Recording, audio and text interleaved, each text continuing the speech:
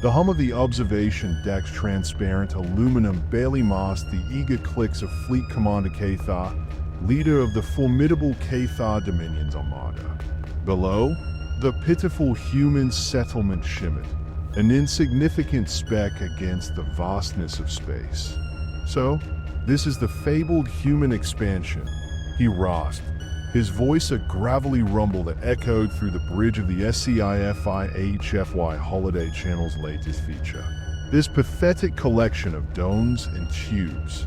Ridiculous. We've wasted cycles avoiding direct conflict with these creatures, all because our intelligence reports painted them as dangerous." Lieutenant Velora, her tactical visor nervously adjusted, offered a cautious counter. "Commander, our reports indicate this is merely an outpost colony. It houses approximately 2,000 humans and is designated Haven in their communications." Cathar's laugh was a grating metallic sound. "Haven? Let's show them how quickly hope dies. Prepare the assault teams. I want boots on the ground in 20 minutes." The warship's bridge buzzed with an almost festive energy. This would be conquest number 374 for the glorious Cathar Dominion, surely the easiest yet. Tactical Officer RKA, data tablet in hand, approached. "So, preliminary scans complete. The colony appears to have minimal defensive capabilities. No energy shields, no orbital weapons platforms, just a small security force armed with primitive projectile weapons." Cathar's 6 eyes glittered with malicious delight. "Excellent. Alert all commanders. We will take this colony intact. I want prisoners for interrogation regarding Earth's more substantial defensive emplacements." Velora shifted uncomfortably. "Commander, with respect, the intelligence briefing strongly recommended against engaging humans directly. Perhaps we should."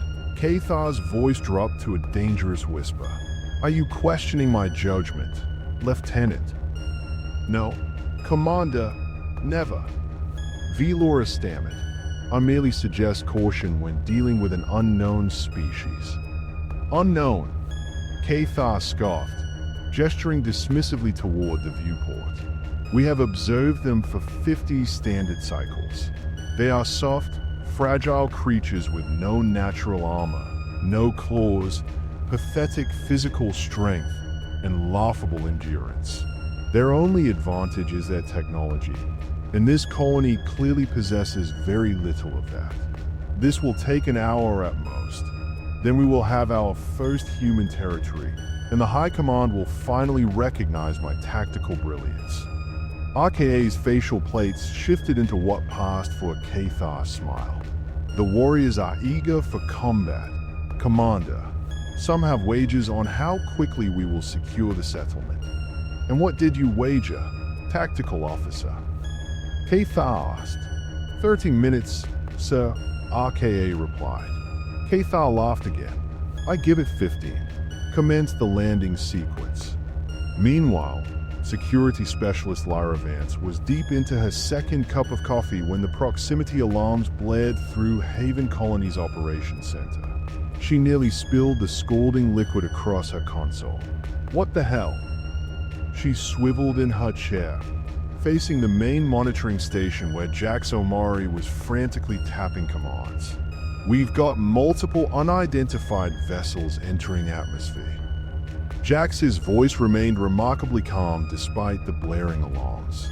"Big ones, and they are not responding to hails." Lyra set her coffee down and pulled up the defense protocols on her terminal.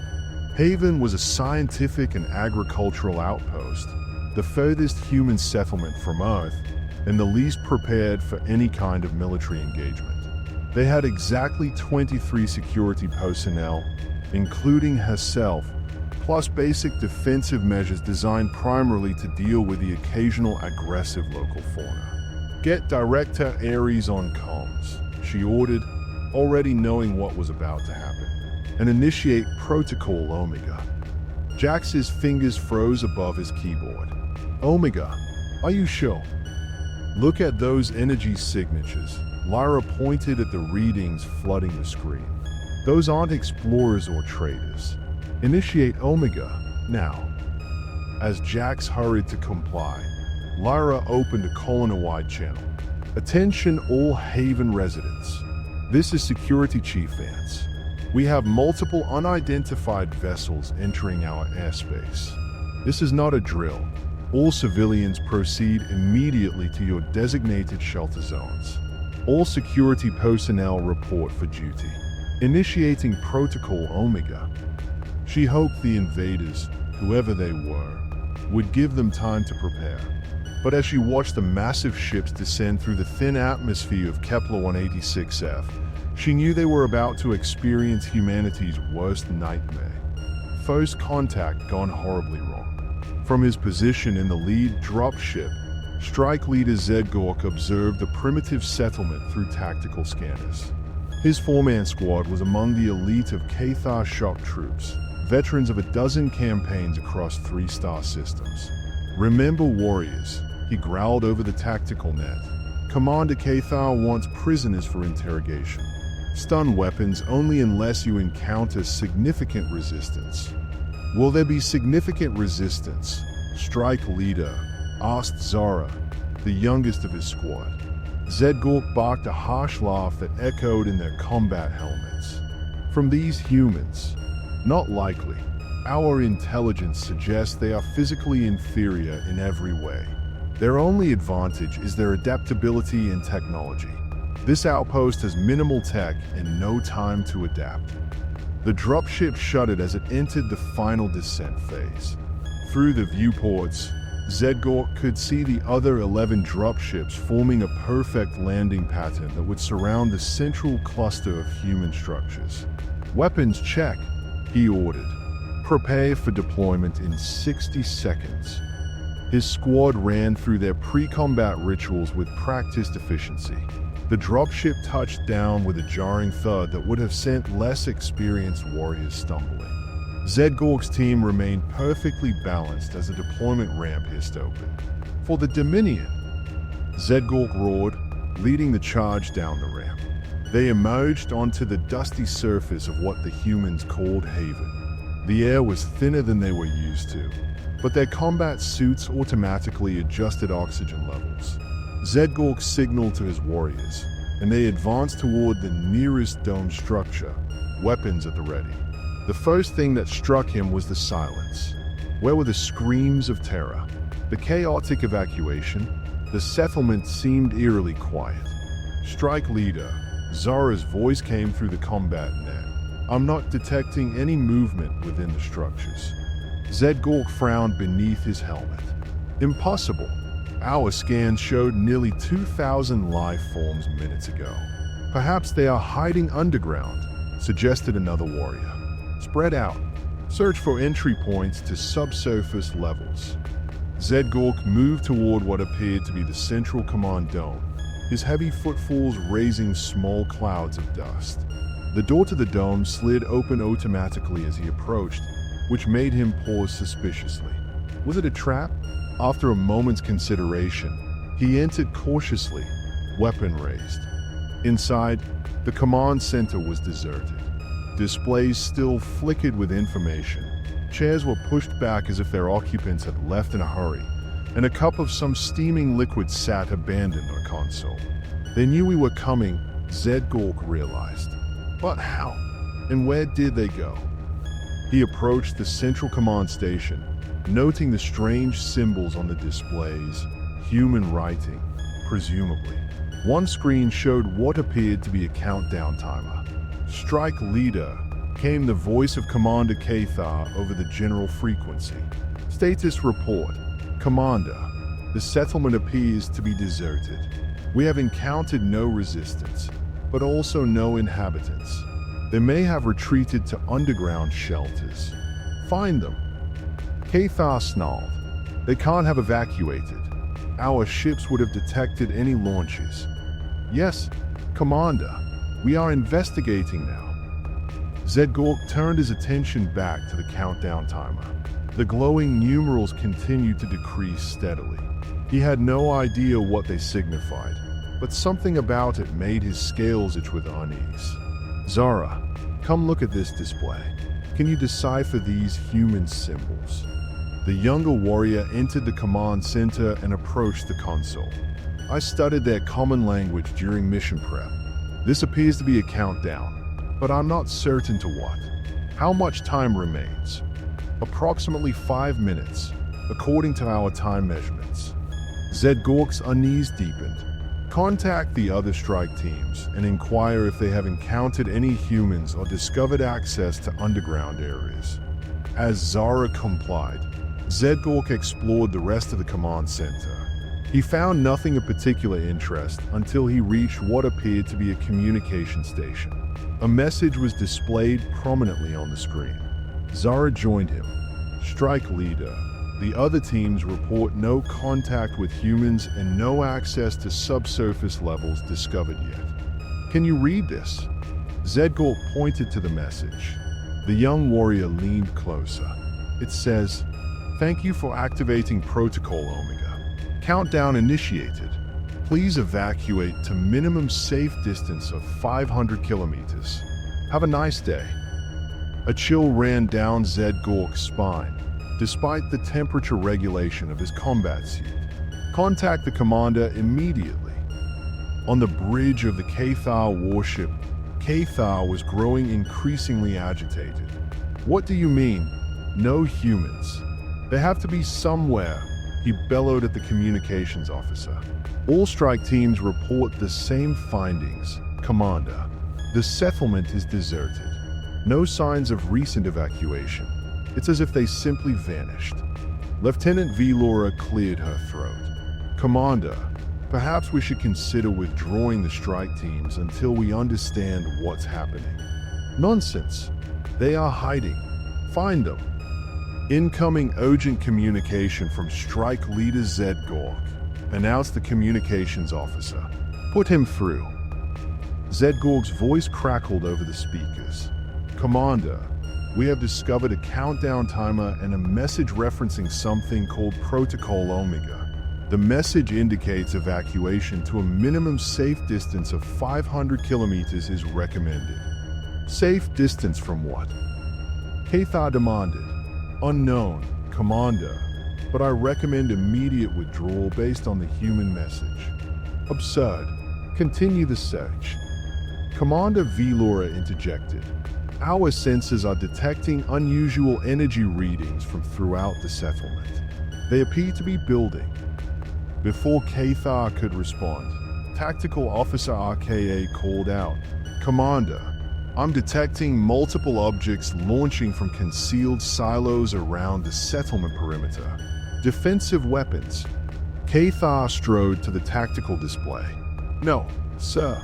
They appear to be small automated vessels, dozens of them, launching on various vectors. Shoot them down." "They are not heading toward us, Commander. They are leaving the planet." Velora's voice was tight with concern. "Commander, I strongly recommend immediate withdrawal of our ground forces and departure from this system." Cathar snarled in frustration. "We are the Cathar. We do not retreat at the first sign of the unexpected." "Commander," the sensor operator's voice was nearly a shriek. "Energy readings throughout the settlement are reaching critical levels." "What kind of energy?" Cathar demanded. "Unknown, but similar to Commander. It resembles the energy signature of our fusion cores just before detonation." Cathar felt the first stirrings of genuine fear. "Recall all ground forces immediately." "The countdown has reached 0, reported RK, his voice unnaturally calm. For a single heartbeat, nothing happened. Then, the observation viewport was filled with blinding light as the entire human settlement erupted in a series of perfectly synchronized explosions.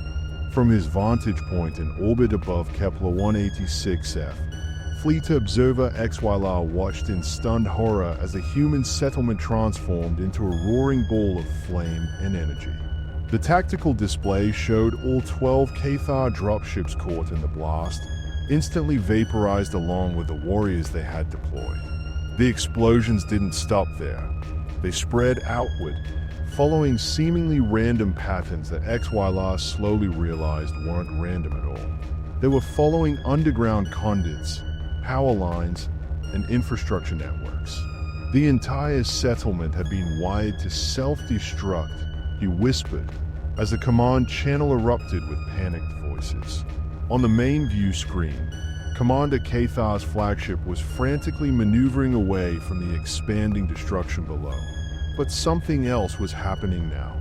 The small automated vessels that had launched just before the detonation were accelerating rapidly toward the Cathar fleet. Incoming projectiles, someone shouted over the command channel, but XYLR watched in disbelief as the tiny human vessels slammed into 3 Cathar warships almost simultaneously. The vessels themselves didn't appear weaponized, but on impact, they released the same devastating energy that had consumed the settlement. One warship simply disappeared in a flash of light. Another broke apart, its midsection vaporized while its bow and stern tumbled away in opposing directions. The third suffered a glancing blow but immediately lost power, drifting helplessly. All vessels, defensive formations. Cathar ordered over the command channel, his voice tight with barely controlled panic. Target those human projectiles. But the small vessels were too numerous, too fast, and too maneuverable. Even as the Cathar weapons destroyed 3 more, others found their targets. XYLR's own vessel shuddered violently as something impacted against its shields. Warning alarms blared throughout the bridge. On his tactical display, he watched as the mighty Cathar Armada, 12 capital ships and their support vessels, was systematically torn apart by what amounted to automated suicide drones. "This can't be happening," whispered his second-in-command. "How could they have prepared such a defense? They had no warning of our arrival." But XYLR was beginning to understand. "They didn't prepare this for us specifically," he said quietly. "This was their plan all along. This is what Protocol Omega means. If they can't defend a colony, they ensure no one else can have it either." The bridge rocked again as another impact stressed their shields to breaking point. "Prepare for emergency jump," XYLR ordered. "We need to warn the Dominion." "But Commander Cathar hasn't given the order to retreat," protested his second. "Look," XYLR pointed to the tactical display where Cathar's flagship was now drifting, its engines dark, surrounded by expanding debris that had once been Cathar warriors and technology. "I don't think the commander will be giving any more orders." 6 minutes and 43 seconds after the first Cathar dropship touched down on the surface of Kepler 186f, XYLR's vessel made an emergency jump to safety. It was the only Cathar ship to escape. Behind them, where a human colony and a Cathar invasion force had been, there was nothing but fire and fragments scattering through the void. Across the vastness of space, aboard the heavily shielded observation post designated Shadow's End, Lyra Vance watched the destruction of a former home on a series of monitors. Beside her stood Director Ares, his face impassive but his hands trembling slightly. "Protocol Omega executed successfully," reported Jax Omari from his station. "Hostiles neutralized. 76% of automated response vessels reached targets." "And our people?" Ares asked quietly. 100% evacuation confirmed," Jax replied with evident relief. "All escape pods successfully launched and are en route to the rendezvous point. All colonists accounted for." Lyra let out a breath she hadn't realized she was holding. "So, we lost everything except what matters most." Ares nodded slowly. "Haven was just structures and equipment. We can rebuild. Our people are safe, and that's what counts." One hostile vessel escaped, Jax noted. Small corvette class, jumped to FTL before the automatic responders could intercept. "Good," said Ares, surprising both Lyra and Jax. So, Lyra questioned, "We need someone to take word back to whoever sent them." Ares explained, a grim smile forming on his face. "Someone to explain what happens when you attack humanity's weakest colony." Jax checked his chronometer. Total engagement time from first landing to final neutralization, 7 minutes and 12 seconds. Lyra couldn't help but laugh, though there was little humor in it. 7 minutes. Shortest war in human history, I bet. Not a war, Ares corrected her. A lesson. And judging by the technology those ships displayed, it's a lesson that will spread quickly through whatever civilization sent them. On the monitors, the fires were already dying in the vacuum of space, the debris of alien vessels and the remains of Haven colony dispersing into an ever-widening field. Protocol Omega had worked exactly as designed. The self-destruct system built into every human colony since the first contact protocols were established 50 years earlier. "Begin transmissions to Earth Command," Ares ordered, "and prepare the backup colony modules. As soon as we confirm it's safe, we start rebuilding." "Same location?" Lyra asked. Ares nodded. "Same location, but this time, we will have something we didn't have before." "What's that, so?" His smile widened slightly. "A reputation." High Admiral Drax Zoran of the Imperial Cathar Navy stared at Fleet Observer XYLA with all 6 eyes narrowed to slits. The silence in the Grand War Chamber stretched uncomfortably long as the collected admirals processed the devastating report. "Let me understand this correctly." Drax Zoran finally spoke, his voice dangerously soft. "Commander Cathar took our most advanced battle group to subjugate a minor human colony, and in less than 8 minutes, we lost 11 capital ships, 12 troop carriers, and over 7,000 warriors." XYLA stood rigidly at attention, knowing his survival hinged on the precision of his answers. "Yes, High Admiral. 7 minutes and 12 seconds from first landing to final detonation. And you are the sole survivor of the command staff." "Yes, my vessel escaped with minimal damage and 9% casualties." Another Admiral, V. Kroll, leaned forward. "You claim these humans had no warships, no defense platforms, just this self-destruct mechanism and automated drones." "Correct, Admiral. They sacrificed their entire colony to eliminate our forces." Murmurs rippled through the gathered Cathar leadership. Such a tactic was completely foreign to their warrior culture. Sacrificing territory was anathema to the Cathar, whose empire had been built on taking and holding worlds across 3 galactic arms. "These humans are either insane or operating on logic we do not comprehend," declared Admiral Kayanas. "To destroy your own settlement rather than allow it to be conquered, what strategic value could such an action possibly have?" Drax Zoran tapped his claws rhythmically against the polished stone table. "Deterrence," he answered simply. "They have demonstrated that invading even their weakest outpost comes at an unacceptable cost." "We have lost fleets before," objected V. Kroll. "The Cathar Dominion does not bow to intimidation." "We have lost fleets in extended campaigns against established military powers," Drax Zoran corrected. "Never have we lost an entire battle group in 7 minutes to an unarmed civilian installation." He turned his attention back to XYLA. "Did you recover any data about their defenses or capabilities before your retreat?" "Limited information, High Admiral. Their evacuation system was remarkably efficient. Sensor logs indicate they had fully evacuated all personnel within 3 minutes of our arrival. The self-destruct system was evidently pre-installed throughout the colony's infrastructure, and the automated vessels appeared to be simple fusion bombs attached to basic guidance systems." "Primitive but effective," commented Kaon as grudgingly. "The most concerning element," XYLA continued, "is that this appears to be standard protocol for all human colonies. Their communications referenced Protocol Omega as an established contingency. The implications hung heavily in the chamber. If every human settlement was prepared to self-destruct and take attacking forces with it, the cost of conquering human territory would be astronomically high.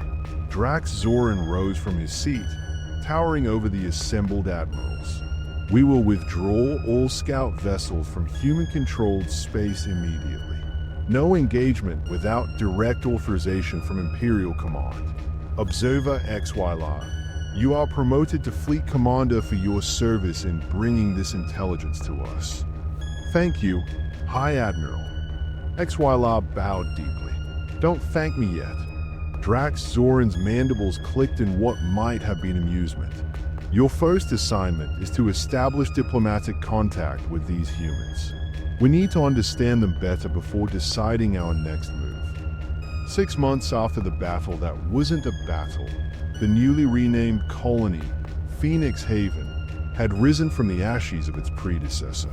The settlement was almost identical in layout to the original, but with one significant difference: a large metallic obelisk standing in the center of the main plaza.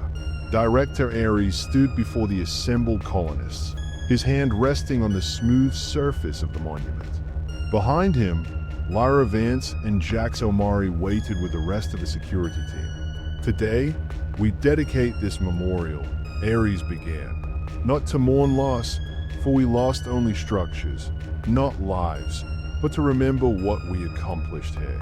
In 7 minutes and 12 seconds, the people of Haven demonstrated humanity's most fundamental quality, adaptability. The crowd nodded solemnly. They had returned to rebuild their lives on the same spot where, half a year earlier, they had triggered nuclear fire to deny aliens a foothold.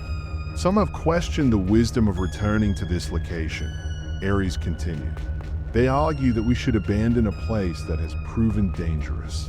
But retreating is not the human way. Instead, we learn. We adapt. We prepare. Lyra scanned the crowd, noting the mixture of emotions on display. Pride certainly, but also apprehension.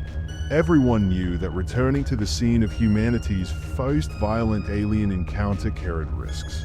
Since our encounter with the Cathar Dominion, Ares said, speaking the name of their attackers for the first time in public, Protocol Omega has been enhanced across all human settlements. Evacuation times have been reduced, the defensive capabilities increased. Earth Command has used the data we gathered to strengthen our position throughout colonized space. He placed a small device against the monument, and it activated with a soft hum. A holographic display sprang to life, showing the names of all who had been present during what was now called the 7-minute stand. But our greatest achievement was not the destruction we caused, Ares said more quietly. It was a message we sent. Humanity may be physically weaker than many spacefaring species. Our technology may not be the most advanced, but we will not be conquered. We will not submit, and we are very, very prepared. A communications officer approached Lyra, whispering urgently in her ear. Her eyes widened slightly, and she moved quickly to Ares' side, murmuring something to him. The director's expression remained impassive, but he nodded once sharply. Citizens of Phoenix Haven, he announced, I have just received word that a Cathar diplomatic vessel has entered our system under a flag of truce. Earth Command has granted permission for preliminary discussions to take place here at the site of our encounter. A ripple of nervous conversation swept through the crowd. This is not cause for alarm, Ares assured them. Rather, it is validation of our actions. The Cathar have learned that humanity is not to be trifled with. Now they wish to talk, rather than conquer. This, too, is a victory. Fleet Commander XYLR felt distinctly uncomfortable as the diplomatic shuttle descended toward the rebuilt human colony. Through the viewport, he could see that it was nearly identical to the settlement his people had attempted to conquer, right down to the dome configurations and connecting cubes. Beside him, Ambassador T.H. Rex, poured over reports and cultural briefings. Fascinating species, the ambassador muttered. Their physical weaknesses have driven them to develop extraordinary contingency planning. Is that your diplomatic assessment? Xyla asked, unable to keep a hint of sarcasm from his voice. They are fascinating. Rax's faceplates shifted in the Cathar equivalent of a shrug. What would you prefer, I say? That they terrify the Imperial Admiral because they are willing to blow themselves up rather than be conquered? That no military planner in the Empire can comprehend their strategy of sacrificing territory to preserve population? That would be more honest. Honesty is overrated in diplomacy, Commander. The ambassador returned to his readings. Besides, there's something admirable about them. Do you know what they have named their rebuilt colony? Phoenix Haven, according to our intelligence. In human mythology, the phoenix is a bird that burns itself to ash, then rises renewed from those ashes. An unusually apt metaphor, wouldn't you say? Xyla hadn't considered it that way. He had been too focused on the military implications of humans who treated nuclear self-destruction as a standard evacuation procedure. The shuttle touched down gently on a landing pad near the colony center. Through the viewports, Xyla could see a delegation of humans waiting, including one he recognized from colony transmissions intercepted before the attack. "Remember," said Rax as they prepared to disembark, "the Empire has authorized me to offer significant concessions to secure a non-aggression pact. The Imperial Command is quite adamant that we avoid direct conflict with humans for the foreseeable future." The mighty Cathar Dominion, cowed by a single engagement that lasted less than 8 minutes. Xyla marveled, not without bitterness. Not cowed, Commander. Educated. There's a difference. As the shuttle's ramp extended and the Cathar delegation emerged into the thin atmosphere of Kepler 186F, Xyla couldn't help but feel he was walking into the most important diplomatic mission of his life. Lyra Vance stood slightly behind Director Aries as the alien visitors approached. Her hand rested casually near her sidearm, a gesture that she was certain the Cathar security detail noticed. Good. Let them know that humans remained vigilant. The lead alien was clearly some sort of diplomat, dressed in elaborate robes adorned with what appeared to be military honors. Behind him walked another Cathar that Lyra recognized from intelligence briefings, the commander of the lone escape vessel from the battle. "Welcome to Phoenix Haven," Ares greeted them, using the standard diplomatic phrases that had been hastily assembled by Earth xenolinguists. "I am Director Akira Ares, administrator of this colony." The robed alien responded in surprisingly good English. "I am Ambassador Rax of the Cathar Diplomatic Corps. On behalf of the Imperial Command, I thank you for agreeing to these discussions." Ares nodded graciously. "We prefer peaceful interactions when possible. Please follow me to our conference facility." As the two delegations walked through the colony, Lyra noted how the Cathar security personnel kept looking around nervously. They were probably wondering where the self-destruct mechanisms were hidden. She suppressed a smile. Let them wonder. The conference facility was simple but elegant, with a large circular table that placed all participants on equal footing. Once seated, Ambassador Rax wasted no time getting to the point. "Director Ares, the Cathar Dominion wishes to formally acknowledge the misunderstanding that occurred 6 months ago. Commander Cathar acted without proper authorization when he attempted to establish control over your settlement." Attempted being the operative word, Lyra thought with grim satisfaction. Ares' expression remained neutral. "We appreciate your clarification, Ambassador. However, I'm curious, what would constitute proper authorization for such an action?" The question clearly made Rax uncomfortable. The Imperial Command has reviewed its expansion policies in light of recent events. "We seek to establish a formal boundary between Cathar and human space. with mutually agreed upon protocols for contact and communication. In other words, Ares said bluntly, "You no longer wish to conquer our colonies. Our priorities have shifted," the ambassador replied diplomatically.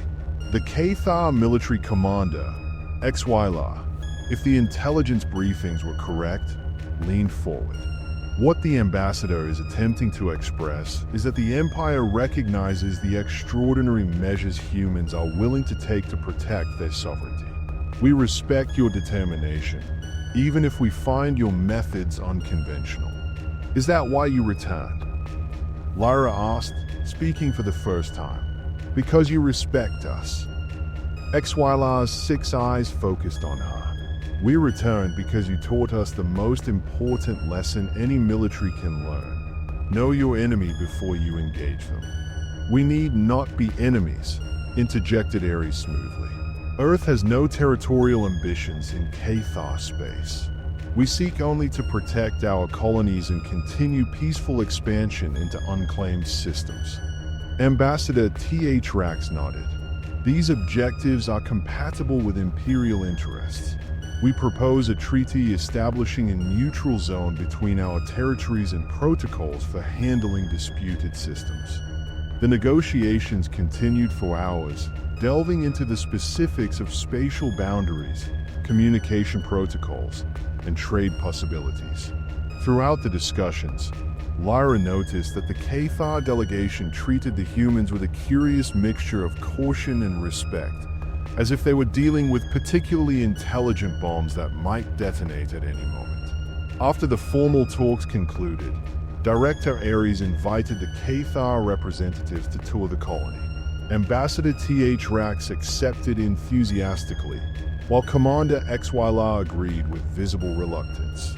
As they walked through hydroponics facilities and research laboratories, Lyra found herself walking alongside XYLA, slightly separate from the main group.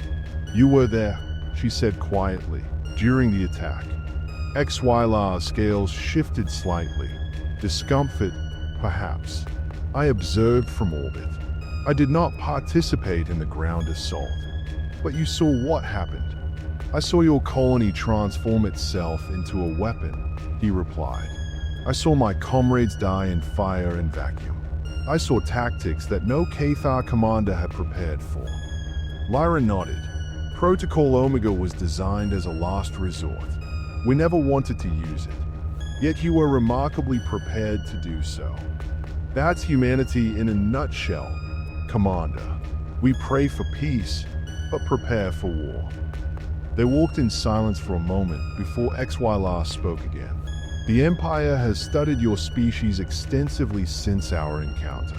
Your history is violent. You have fought each other constantly throughout your development." "We have," Lyra acknowledged.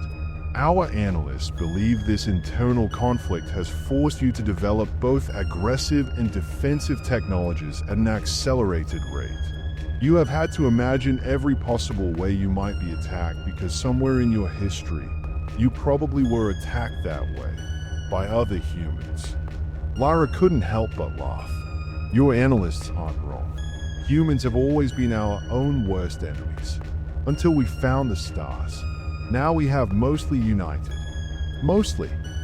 This makes you dangerous," XYLA observed.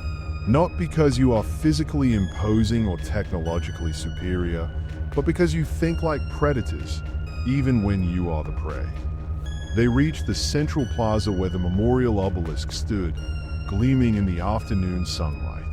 XYLA paused to examine it. "The names of those who fought in the 7-minute stand," Lyra explained. "All 2,012 colonists who were present that day." XYLA's head tilted in confusion. "But there was no battle. You evacuated." "The evacuation was the battle, Commander. Every human who escaped was a victory. Every piece of the colony wired to self-destruct was a weapon deployed." Understanding dawned in the alien's 6 eyes. "Your strategy was never to win by fighting. It was to make the cost of victory too high for the attacker. Now you're getting it." Lyra smiled grimly. "Humanity's first rule of warfare, If we can't win, we make sure you lose too. 2 days later, the diplomatic shuttle lifted off from Phoenix Haven, carrying the Cathar delegation back to their waiting vessel. On the observation deck of the colony's command center, Director Ares and Lyra watched it ascend. "Do you think they will honor the treaty?" Lyra asked. "I think they'd be fools not to," Ares replied. "Their intelligence on us was obviously incomplete before. Now they understand what they are dealing with." "And what's that, exactly?" Ares smiled slightly. "A species that lost its natural weapons millions of years ago and compensated by becoming really good at making artificial ones. A species that turned its greatest weakness, physical vulnerability, into psychological strength." Jax Omari approached, holding a data tablet. "Earth Command has approved the final treaty text, Director. The neutral zone will be established along the coordinates we negotiated." "Excellent," Ares nodded. "And the expansion plans proceeding as scheduled. 3 new colonies will be established along our side of the neutral zone within the next standard year." "But," Lyra raised an eyebrow, "seems provocative." "Not at all," Ares replied. "It's reassurance. We are demonstrating that we trust the treaty will hold. And if it doesn't..." Lyra finished the thought. "Protocol Omega," Jax added, "with improvements." Earth Command was quite impressed with our 7-minute response time. The new colonies are being designed to execute the protocol in 5 minutes or less. Ares turned away from the viewport as the Cathar shuttle disappeared into the upper atmosphere. "Humanity has always been adaptable, Lyra. It's our greatest strength. When we were slower than our prey, we invented spears. When we were weaker than our predators, we harnessed fire. When we were vulnerable to the elements, we built shelters. And when we couldn't defend our most distant colony," Lyra continued, "we made sure no one would want to attack it again." "Precisely." Ares gestured toward the busy colony around them. Scientists researching, engineers building, children playing in carefully controlled environments. "This is our true victory. Not the ships we destroyed or the aliens we frightened, but the fact that life continues here, uninterrupted, on a monitor nearby." The Cathar diplomatic vessel engaged its faster-than-light drive and vanished from the system. The first interspecies treaty in human history had been signed, not from a position of military dominance, but because humanity's weakest point had proven too costly to attack. In the darkness between stars, another vessel observed the proceedings with keen interest. Unlike the brutish Cathar ships or the practical human constructions, this craft resembled an elegant sea creature, its surfaces flowing and organic. On its command deck, Captain Lissavadan of the Etheric Confederation reviewed the sensor data with growing concern. "So, it's true," she murmured to her executive officer. "The Cathar attempted to conquer a human outpost and were decisively defeated in 7 minutes. According to intercepted communications, confirmed," the executive officer stated. "The humans destroyed their own colony to eliminate the invasion force." Lissavadan's tendrils rippled thoughtfully. "The Cathar have been the dominant military power in this sector for 3 centuries. If these humans can defeat them so thoroughly, should we adjust our expansion plans?" "Captain," the Etheric Council had marked several systems near human space for colonization. Captain Lissavadan stared at the holographic representation of the sector, particularly at the newly established neutral zone between Cathar and human territory. "No," she decided finally, "but we will send additional observers. I want to know everything about these humans before we make contact. Their strengths, their weaknesses, their culture, their technology, everything. And if they detect our observation vessels, then we engage diplomatically immediately. We will not repeat the Cathar era of assuming military superiority without proper intelligence." The executive officer nodded. The Council will be most interested in your report. Indeed, a new power has emerged in our corner of the galaxy, one that compensates for physical limitations with tactical brilliance and psychological warfare. Lissa Varden's mouth parts formed the etheric equivalent of a smile. For the first time in generations, the game has changed. She gave the order, and the sleek vessel slipped silently back into the void, carrying word of humanity's 7-minute victory to yet another alien civilization. The ripples of what had happened at a small, seemingly unimportant human colony were only beginning to spread across the stars. On Phoenix Haven, blissfully unaware of their new observers, humanity continued its work, building, researching, and adapting.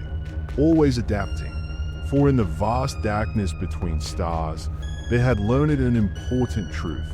Sometimes the best defense isn't strength or advanced technology, but simply the reputation of being too costly to attack. The weakest colony had become the strongest symbol. And in 7 minutes and 12 seconds, humanity had announced its presence to the galaxy in a language that every species understood, the language of survival at any cost.